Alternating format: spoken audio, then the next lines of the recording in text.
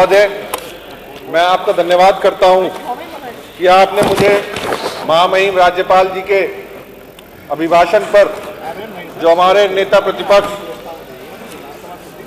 ने संशोधन रखे हैं उस पर बोलने का मौका दिया। मान्यवर, प्रथम दृष्टया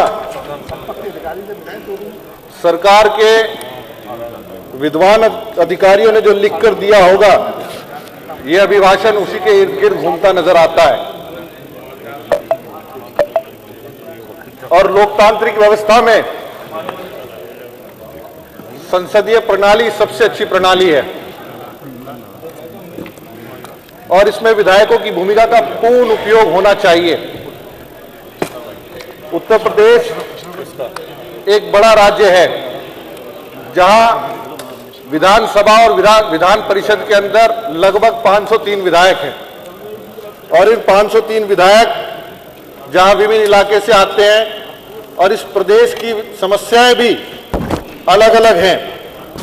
यह जरूरी नहीं जो समस्या जनपद सहारनपुर की हो वही समस्या जनपद बलिया की भी हो, जबकि हम योजनाएं पूरे प्रदेश की एक रूप में बनाते हैं। इस ऐतिहासिक लोकतंत्र के मंदिर में, इस ऐतिहासिक परिसर की उपयोगिता जब तक ही है जब हम अपने नागरिकों को खुशहाल और उनके जीवन को सुलभ बना सकें। मान्यवर, मैं किसी उद्योग, व्यापार या आर्थिक गतिविधि के खिलाफ नहीं हूं, पर इस देश में और इस प्रदेश के किसान, खेती यहां की आर्थिक व्यवस्था की रीढ़ की हड्डी है और महामहिम राज्यपाल जी के 43 पन्नों के अभिभाषण में किसानों को मात्र 4.5 पन्नों में सीमित करना यह न्याय संगत मैं नहीं समझता।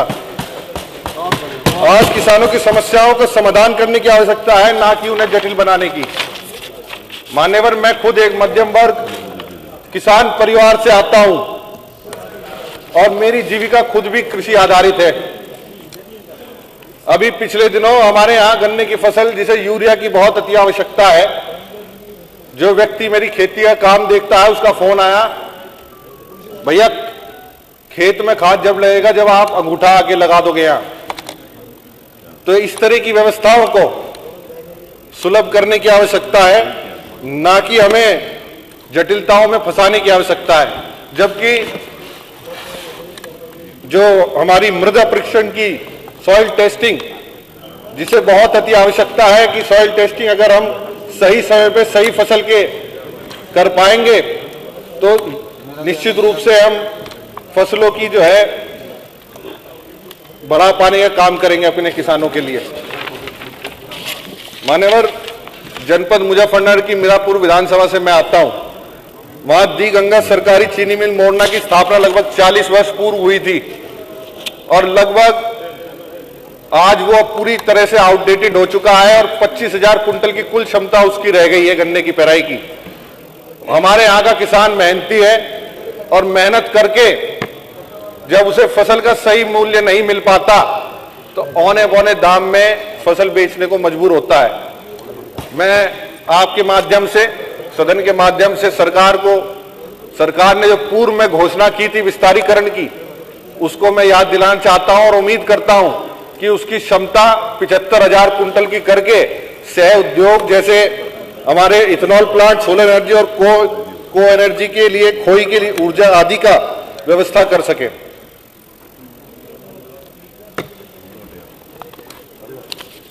जब तक इस देश का किसान खुशहाल नहीं होगा, इस प्रदेश का किसान खुशहाल नहीं होगा, शायद स्वर्गीय चौधरी चरण सिंह जी और स्वर्गीय चौधरी अजीत सिंह जी का सपना भी पूरा नहीं हो पाएगा।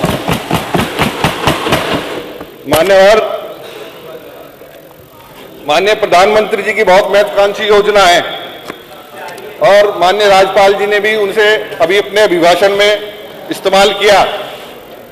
प्रधानमंत्री स्ट्रीट वेंडर आत्मनिर्भर निधि योजना के अंतर्गत आपने 8 लाख से अधिक पथ विक्रेताओं को ऋण दिया है, पर मान्यवर पिछले दिनों मुख्यमंत्री जी की घोषणा, अतिक्रमण हटाने की घोषणा जो करी है, उससे बड़ा डर का माहौल है और बुलडोजर का खतरा भी लगातार उन पथ विक्रेताओं पे घूमता रहता है।